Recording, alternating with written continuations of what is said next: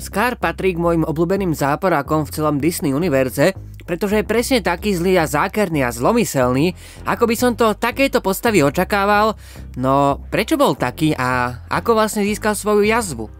Tieto otázky si teraz zodpovieme.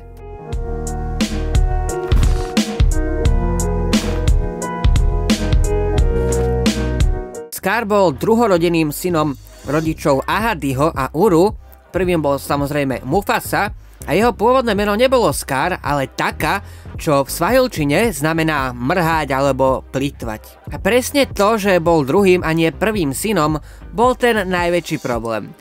Trápilo ho, že sa kráľom má stať práve Mufasa a nie on. Scar teda ešte v tej dobe Taka spoznal 3 hyeny, Shenzi, Banzaya a Eda, a tí mu povedali, že aby Taka, neviem ako sa to sklonuje, no skrátka pokiaľ Mufasa urobí niečo zlé, čo by ich rodičov veľmi sklamalo, alebo ak by spravil nejaký prehrešok, vďaka ktorému by pochybovali o tom, že si trón zaslúži, tak by sa mohli viac sústrediť na to, aby sa kráľom stal práve Taka. Taka teda vypracoval plán a Mufasu zavolal k takému napájadlu, ktoré si chránil bivol menom Boma, a to bolo obdobie extrémneho sucha. Tak za Bomom Mufasa s Takom prišli a Mufasa sa snažil diplomaticky vyjednať to, aby sa Boma a jeho stádo podelili o vodu s aj ostatnými smednými tvormi, no to nechcel a zapojil sa do toho Taka, ktorý dal bivolovi ultimátum, že buď napájadlo opustí, alebo sa bude musieť pobiť s nasledujúcim kráľom, čo Bomu vyprovokovalo k útoku na Mufasu, avšak jemu sa nejak podarilo vyhnúť jeho rohom,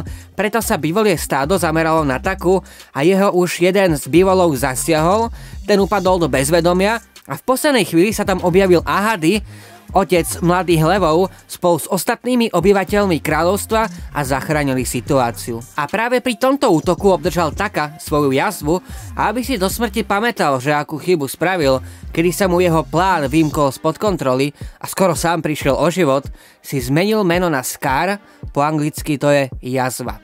A o kom ďalšom by ste chceli takéto nahliadnutie do pozadia príbehu postavy? Napíšte do komentu, odber so zvončekom vás na nové video upozornia, lajkom ma potešíte, týmto sa s vami lúčim a vidíme sa na budúce.